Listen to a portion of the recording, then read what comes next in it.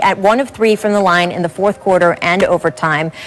And look, we keep talking about it. His workload this season has been off the charts, even for him. He has played in all 32 games this season, third in the NBA in total minutes played, leads the league in minutes per game for the month of February. The last time he did that was back in 2006 when he was just 21 years old. He's 36 years old now, but after the game, as usual, LeBron did not want to hear any rest talk. Take a listen. I'm resting now. I'm sitting here talking to you guys. I'm resting when I get in my car and head home. I'm resting when I get home. I'll rest tomorrow. I think this whole narrative of, LeBron needs more rest, or I should take more rest, or I should take time here, has become a lot bigger than what it actually really is. I've never talked about it. I don't talk about it. I don't believe in it. We all need more rest. I mean, this is a fast turnaround from last season, and we all wish we can have more rest. But, I'm here to work, and I'm here to punch my clock in and be available to my teammates. So, Perk, LeBron, you played with LeBron. He doesn't want the narrative to build that he needs rest in some way. Is it a good time or a bad time for the Lakers to step in and start load managing LeBron a little more so that he does not have that empty tank for the playoffs? Well, I'll tell you one thing, Rachel. Good luck to whoever try to stop him from playing and whoever go tell him to load management, because it's not going to work. LeBron looks frustrated. He looks irritated about the narrative of him saying he need rest. To me, LeBron James wants to play. He's showing us that he wants to play. Ultimately, I know he didn't have conversations with Rob Pelinka and Frank Vogel about load management. And, hey, he wants to be out there. Right now, he's playing at a high level. Obviously, they're not winning games at this moment, but you could tell he's still playing with a great joy. And here's the thing that I love, right? LeBron James committed 2 years, signed a 2-year extension with the Los Angeles Lakers this offseason, averaging about $40-something million a year. And he's given us all, the fans, the media, what we want. And that's LeBron James on the court. And he's not shorting us. He's giving us basketball at a high level. And if he want to play 50 minutes, I'm all in for it, because nobody knows their body like LeBron James does.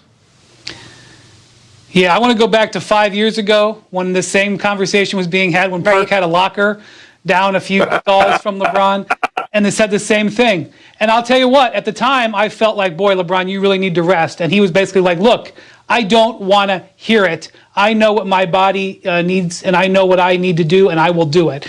And I do think that there are times when certain players in this league have to be talked to and managed. I do not think LeBron James is one of those players. He is one of one. I remember doing this story 3 years ago. I probably did this story and talked about this 18 months ago. This is something that has been with LeBron. He is going to be able to play the minutes he feels he can play at age 36, at age 38, at age 26. And Perk is correct. The person who will decide how many minutes he plays is LeBron James. And so I'm not going to freak out in February. I don't think that Frank Vogel should think this should last a long time.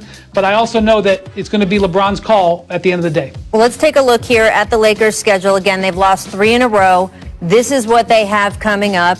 And seeding is not the most important thing for this team. They feel as long as they are whole and healthy by the playoffs, they can compete with anyone. They're certainly the defending champs. But that being said, you want to set yourself up for success in the playoffs. And LeBron wants to set himself up for being a strong contender in MVP voting, which means, of course, playing games. So we will keep track of how all of that turns out. Now, before we go any further, I do want to get back to the news about Tiger Woods.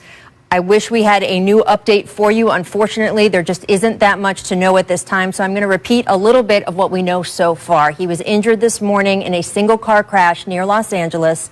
The LA County Sheriff's Department says emergency personnel had to pull Woods out of the vehicle using the jaws of life. He was taken to a local hospital where his agent and longtime friend Mark Steinberg says he is undergoing surgery for, quote, multiple leg injuries. Now, Tiger was here in town to host the PGS's Tour's Genesis Invitational over the weekend. Then he stayed a couple extra days for a Golf Digest shoot that also involved Dwayne Wade, David Spade. Woods was scheduled to film more today. He did not make it to the course, obviously. And a few more details here from the Sheriff's Department. Emergency personnel responding to a rollover crash at approximately 7:12 a.m. local time. Woods' car sustained major damage in the crash. And look, you can hear me and hear my voice. I am a little overwhelmed by this right now. I've covered Tiger Woods quite a bit. I've interviewed him several times all over not only this country, but several others. We once did an interview in an airplane hangar in Turkey. You cannot be around him without knowing how special he is and, of course, what he has meant nationally to so many in this country, way outside the world of sports. It has been a long and up and down career. There are many books to be written and many more on Tiger Woods. But at this point, the only thing anyone is concerned about is his health and safety. On behalf of his kids and everybody else, we certainly are thinking the best for him, for his family, and for all the people who love him. We will continue to update you as soon as there is more news. But as his agent said, he is in surgery right now. So I think the world is waiting, and we will find out as we go here. All right, we are going to keep going on with this show. We have a special guest now joining the Jump. We're very lucky to have him.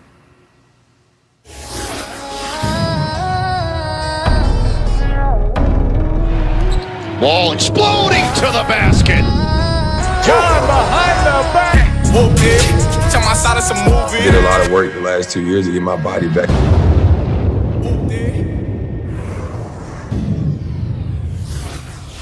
At this time, I want to welcome in five-time All-Star John Wall to the Jump. Thank you so much. I know it's a travel day for the Rockets. We appreciate you taking a minute. Thanks for having me, always. Absolutely. Well, look, your team, the Rockets, and Houston Mayor Sylvester Turner partnering to provide water distribution. You guys have given around 2,000 bottles of water at an event at the Toyota Center today. Open to the general public, by the way, people who want to come down there. Hand sanitizer, face masks. And John, that's just the tip of the iceberg. It's your first season with the Rockets. You don't have this deep, long connection to Houston, but you've been so active in the community already, just like you were in D.C. And these storms this last week, all the power that people lost, the water pipes that burst, you recently provided 500 meals to families in Houston. How did all of that come about? Just trying to connect with the community. You know what I mean? Like I said before, that's one thing I'm very big in, is trying to give back as much as possible. I want to be known more than just a basketball player here in Houston. So my main objective was to try to help these families and people that was less fortunate right now through this tough time, because we didn't know none of this was going to happen. So then you come with this aspect, and me and my team came together with the John Wall Family Foundation to find ways to make sure these people can have something to eat while they're trying to get their power and electricity back home. Well, I like that the people of Texas are getting a taste of what it's like having you on one of their teams. You have been so key for the people of Washington, D.C. for so many years. What was it like to be out there this week in such a bizarre circumstance, a freak storm? They haven't had anything that bad in about a decade. And then, of course, all of the infrastructure failing the way it did. Well, luckily, we was on the road when it all happened. So when we came back, our power and water was still off for the first day or two. Mm-hmm. So we stayed at hotels, but everybody just tried to stay strong as possible, as much as we could through this tough time. And I was like, okay, I know it's going to be hard for people to find water or just find food, the ways to eat at this time. So I just try to take a burden off their back. So I think for me to be in the position I am and other people that's in the position that we are, we have to do a better job of helping connect these people that's less fortunate and can't help that they're going through this tough time. Well, so it's still more work that I want to do here, and more work that I want to help some of these people that might have got their houses damaged and things like that through this bad time. Also, with dealing with COVID. So we got a lot more work to do with the John Wall Family Foundation. So I just want to thank all the people for the restaurants and the catering people that helped me have the opportunity to deliver this food to these people that couldn't have none at the time. Well, I know a lot of people want to thank you and the Rockets as well. Great event that the team had today. And look, if there's anyone who knows about getting through tough times, it is you. You went 736 days, more than 2 full years, we counted, without playing in an NBA regular season game. So what does it mean to you to be back on the court? And do you feel like your old self again? Do you need any more tune-ups? Where are you with your health right now? I'm just happy to be able to play basketball and play with a team that wants me here, organization. We're trying to get guys healthy. You know, it's hard to deal with that and deal with COVID at the same time. I'm missing games. And, I'm healthy. I don't need no more rhythm and things like that. I'm getting to this basket the way I want to. I'm shooting the ball better than I was before I got injured. It's just about getting chemistry down back with our team, which is hard to kind of do with no practices and things like that. But we're not the only team going through that. Everybody going through these tough times, and we all knew what we signed up for coming into this season. So it's just a good start for us, and we're figuring it out. It has been eventful, certainly. You have had a crazy season. All of the drama, of course, at the start of the season, the trade with James Harden, and then news surfaced that your friend and college teammate DeMarcus Cousins no longer playing for the Rockets. Coach Stephen Silas spoke about it this morning. How do you feel about it? It's tough. I mean, I understand it's a business. It's very tough for me. You know what I mean? That's somebody I call my brother outside of basketball. And I've been through the injuries he's been through, and he's been through the same as me. And it was fun to have an opportunity to play with him again. We haven't got a chance to play together since college. We really wanted the opportunity to do that. But I know he's probably glad he's got an opportunity to show that he's back to being his old self. He can still play in his NBA, and he's not written off. So I wish him the best of luck. Hope he can find a job very soon. Yeah, it's so fun seeing you guys back out on the court together. And the Rockets, you guys, again, up and down season. You were above 500 prior to this 8-game losing streak you are now on. How do you guys get things right again? Well, we dealt with injuries, but on top of that, just the next man up. And we just got to be prepared to step up and play. When we went on our winning streak, we wasn't playing some of the best teams. And lately, we've been playing some very, very good teams in this league. And you look at the standards, it look like, well, what our record shows, we're very bad, but the standards is still so much close to be around that playoff seed. So the most important thing for us to do is just keep competing, trying to win as much as games we can before the break, and then also try to get healthy after the break and make a push. Well, look, I know the people of Houston would love to have a winning playoff basketball team, but much more importantly, what you are doing there for the community, John, I cannot say it enough. Everywhere you go, we have seen it, a true reflection of your character. So from everybody in the state of Texas, I will pass on their thank you to you and look forward to what you guys do next. Appreciate it. Thank you. Nice talking to you always. Great, John. Thanks so much. Another great reminder about how athletes are in our community. They're in our lives. They are central figures to us. And that is, of course, one of the reasons everybody is so shaken right now and following the news of Tiger Woods. We are going to continue to update you throughout this show. He is someone who has touched everyone's lives, if you have been awake and alive in this country in the last 20 years. And, of course, a huge NBA fan, also longtime season ticket holder at Orlando Magic games.